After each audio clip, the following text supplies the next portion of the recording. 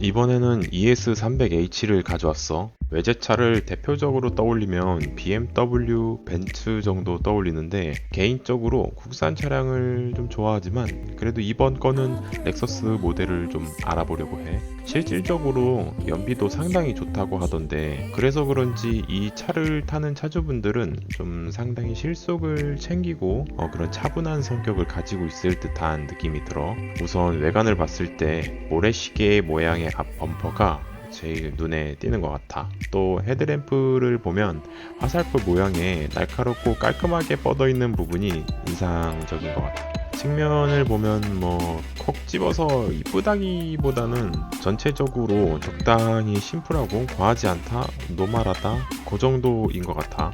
프레임리스 도어도 아니고 다른 각도도 그냥 좀 무난한데 그나마 사이드 미러가 조금 투톤 컬러로 되어 있는 정도인 듯 싶어. 조금 심심한 측면 디자인보단 후면에서는 트렁크 부분과 디퓨저 부분의 크롬 라인이 쭉 이어져 있는 게 제일 인상 깊었고 나머지 리플렉터와 테일램프가 깔끔하게 배치되어 있는 것 같아. 범퍼 위에 스포일러도 과하지 않게 드레스업 효과를 주고 있네. 실내를 보자면 우선 드라이브 모드 변경 방식이 계기판 위에 있는 게 좀 특이하더라고. 센터 패시아 버튼들도 직관적이고 사용하기 편하게 나와 있는 부분이 좋았어. 전반적으로 인테리어가 만족스럽다고 봤을 때 비슷한 모델인 G80을 보면 디자인만 보고는 G80이 이쁘다고 볼 수 있는데 개인적으로 렉서스의 센터 패시아 버튼들이 직관적이어서 사용성이 더 좋은 것 같아. 나머지는 인터뷰를 하면서 시승을 해봤어. 신기하네요. 근데 이 계기판 위에 있는 이 부분은 이거는 이제 스포츠 모드, 노멀 모드, 에코 모드 이렇게 총 네네. 차량의 모드를 조정할 수 있고요. 네네네. 모드 변경이 그 위에 있네요. 네. 얘는 그냥 진짜 조용하고 부드럽게 나가네요. 그렇죠. 요 지금 ES300H 모델은 사실 동급 대비해서 네네. 다른 차량들에서 특별하게 장점이라고 하는 것은 딱 정해져 있어서 사실 정숙성, 그 다음에 승차감, 그 다음에 연비 이렇게 세 가지가 제일 장점이고요. 근데 차라는 게 사실 모든 사람들의 취향에 따라 달라지기 때문에 또 이 취향에 맞으시는 분들은 차를 선택을 많이 하시죠. 근데 퍼포먼스를 내기에는 사실 좀 부족하고 그렇지만 그것을 상쇄시키는 것들이 여러 가지가 또 있으니까. 그렇죠. 그래도 하이브리드니까 연비가 제일 중요시 여길 것 같은데. 그렇죠. 그래서 이거는 신경 안 쓰고 타셔도 네네. 그냥 막 타셔도 한 18km 정도 이상은 충분히 나오는, 그리고 도심에서 가다 서다 반복하는 구간에서는 좀 더 나오고.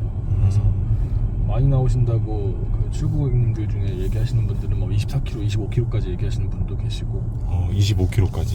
그쵸. 준대형급이면은 25km까지 나온다는 거면은 진짜 많이 나오는 건데. 어마어마하죠 사실. 그럼 구매하러 오시는 고객분들이 대체적으로 좀 연비를 많이 보고 오시는 건가요? 그렇죠. 연비를 많이 보고요. 네네. 두 번째는 사실 서비스 만족도가 굉장히 높은 브랜드이기 때문에 출고 이후에 네. 어떤 서비스 관련해서 만족도가 굉장히 높아요. 그래서 사실 이 차량은 꼭 시승을 해봐야 이 차량을 제대로 느낄 수가 있고 그냥 겉에 디자인만 보고는 사실은 선택하기는 쉽지 않지만 실제로 타보셨을 때, 그리고 출고 이후에 더 만족도가 올라가는 브랜드인 것은 확실한 것 같아요. 그리고 지금 ES 차량이 독보적으로 이제 제일 많이 보이시고 그렇죠. 판매량의 거의 70-80%를 차지하다 보니까. 네, 저도 실제로 보기만 이제 타본 거죠. 어떠세요? 비슷한. 솔직히 좀 제네시스급 정도 생각했거든요. 네. 국산 차는 거의 다 타봤다고 생각했는데 그 제네시스랑 좀 비교를 해봤을 때 뭔가 실내 그 크기라고 해야 되나? 그거는 조금 확실히 제네시스가 조금 더 큰 느낌을 좀 받고 있긴 해요. 그렇죠. 근데 이게 G80이랑 만약에 보통 많이 보시거든요. 네네네. 분들이. 네, 그렇죠. 근데 G80을 직접 보면은 직접 타보면 실내 공간이 이 디자인적인 측면에서 때문에 실내 공간이 더 좁아 보이는 좀 약간 답답한 면이 있긴 해요. 그렇지만 실제로 타봤을 때 착자감이나 이런 것들은 훨씬 편하긴 하거든요. 네, 제가 느끼기에는 저희 브랜드라서 그런 게 아니라 실제로 좌석의 어떤 이 허벅지를 받쳐주는 넓이, 시트의 길이라든지 이런 것들이 좀 길게 나와 있고, 실제로 전고가 굉장히 많이 낮아서 좀 키 크신 분들이나 풍채가 있으신 분들이 타시면 네. 조금 답답하다고 느끼실 수도 있는데, 전고를 또 워낙 낮게 만들어 놨으니까. 근데 실제 실내 공간은 전혀 뒤처지진 않아요. 이런 부분이 되게 신기하네요. 여기서 한번 꺾여가지고 이렇게 더 들어가는 게 투싼이었나? 투싼이 약간 이런 식으로. 이게 보통 다른 브랜드에서는 이렇게 감싼다 그래서 약간 요트 형식의 네네네. 어떤 디자인이라고들 이야기를 많이 하시는데 근데 이거는 뭐 디자인의 컨셉은 당연히 있겠지만 그거 잘 모르겠고, 일단 요즘에 차들이 본네트가 굉장히 높게 나오잖아요. 근데 네네. 이거를 시트를 다 낮춘 상태에서도 사실 본네트가 다 보여요. 그래서 앉으셨을 때도 본네트가 다 보이실 거예요. 좀 낮은 편이거든요, 앞에가. 그래서 운전하실 때의 어떤 시야나 이런 확보들이 굉장히 용이해서 운전하시기가 좀 더 편해요. 아 맞아, 그쵸. 운전할 때 본네트가 앞에 조금 튀어나와 있는 게 보여야지. 네. 거리 감각이라든지 뭐 그런 거를 좀 잡기가 수월하더라고요. 저희 차 같은 경우에는 본네트가 아예 저 앞에까지 다 보이기 때문에 네네. 본네트 앞에 이제 색상이나 차의 색상도 다 보이니까 네네. 운전하실 때 되게 편해요. 아 그럼 본네트가 높다고 하셨는데 그러면 여성분들은 조금 답답하다고 느낄 수 있겠네요. 아, 본네트가? 네네네, 그쵸. 본네트가 높이 올라와 있는 게 아니라 네네. 이 지금 본네트 앞쪽에 지금 네네. 디자인 된 게 네네. 이게 지금 이 차는 낮은 편이에요. 아, 그 낮은 편. 그래서 여자분들도 편해요. 아, 앞에 운전은 낮고 본네트가 조금 높으니까 오히려. 네, 다 잘 보이니까 아하. 시야 확보가 잘 되죠. 아, 그런 식으로. 근데 대부분 국산차들은 이렇게 올라와 있거든요, 이게. 그래서 여기서 봤을 때 본네트가 안 보여요. 지금 현재.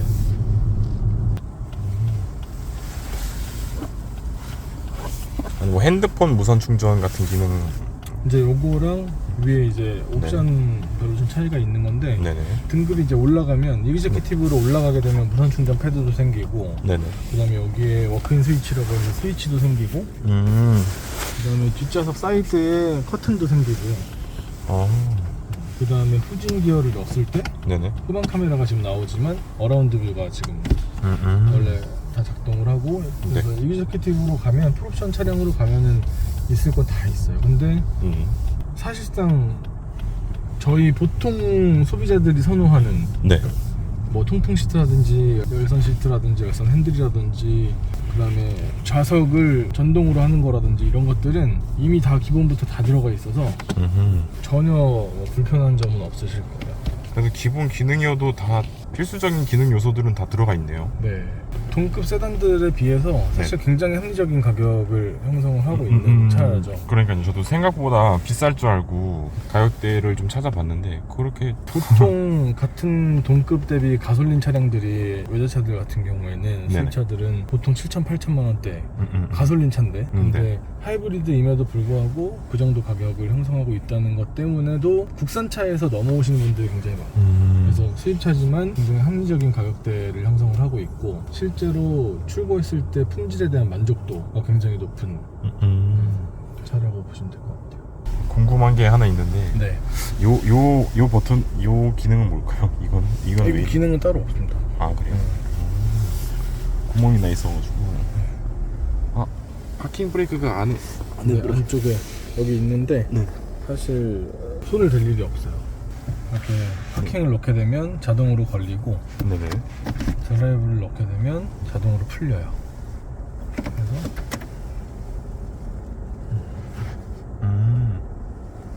이거 지금 빨간 불. 빨간 불. 저 왼쪽에 있는 건 제가 못 봤는데. 요 부분. 미끄럼 방지. 아, 요건 미끄럼 방지에 대한 기능만 있는 건가요? 네. 키고 끄고? 네.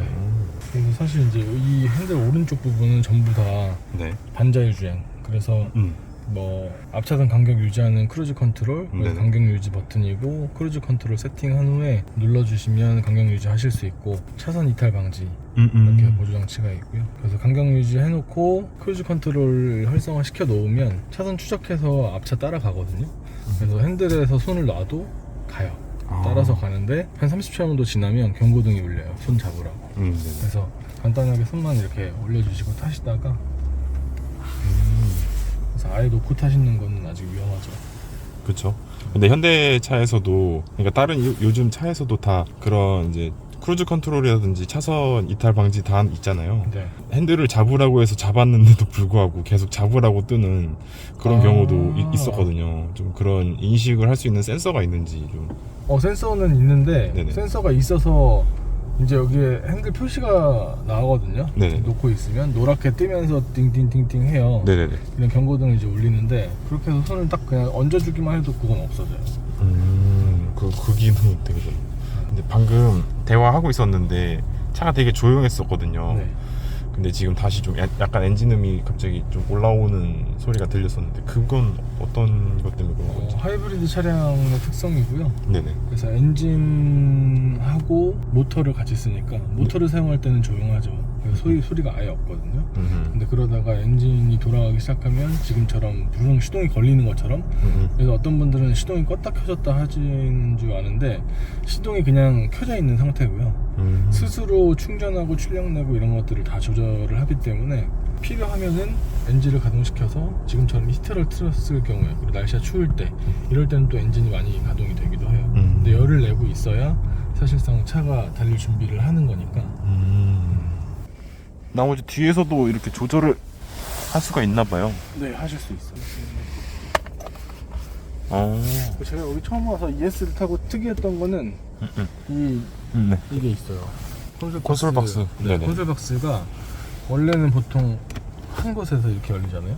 이렇게 열리거나 그쵸. 아래에서 원래 열리는 위로 거. 열리죠. 네, 근데 요거는 옆으로 열리는데 이쪽에서만 열 수 있는 게 아니고 이쪽에서도 열 수 있어요. 양쪽에서 열 수 있어서 편해요. 동승자가도 편리하게 열 수 있게. 네. 동승자가 만약에 이 상태로 열어서 여기서 물건을 꺼내기에는 그쵸. 사실 답답한 분도 불편하니까. 있고 불편하죠. 근데 이런 것들이 이렇게 되어 있고 이거 좀 특이했어요. 그리고 전부 다 눌러서 하는 직관적인 버튼이기 때문에. 네, 저도 이런 버튼을 되게 좋아합니다. 직관적인 거. 요즘 그리고 이쪽에 통풍 시트, 열선 시트, 열선 핸들, 그 다음에 이게 뒤에 햇빛 가리개.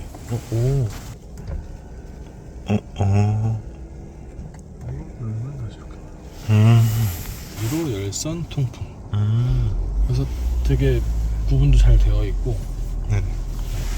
요 등은 뭔가요? 이거는 이제 저희가 시동을 끄고 문 잠금 장치를 했을 때 도난 방지 같은.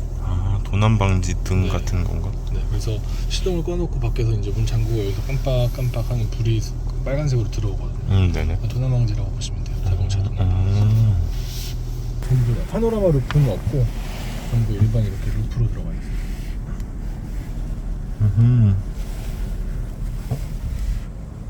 이거는 뭐지? 조명 같은 건가? 아니 이거 조명 아니고 조명은 여기 이렇게 터치 방식으로 돼요. 네네네. 뭔가 뭔지 모르겠네. 공기청정기 같은 기능이 혹시 있나요 여기에도? 아니요, 그건 없습니다. 그건 없는데 통풍이 되는 거지 않을까요? 통풍을 시키려고 약간 이 안에 공간이 있으니까. 네. 좀 신기하게 뭔가 좀 신기한 기능이네. 여기도 뭔가 차에 구멍이 조금씩 있긴 한데 어떤 기능인지는 자세히 잘 모르겠네요.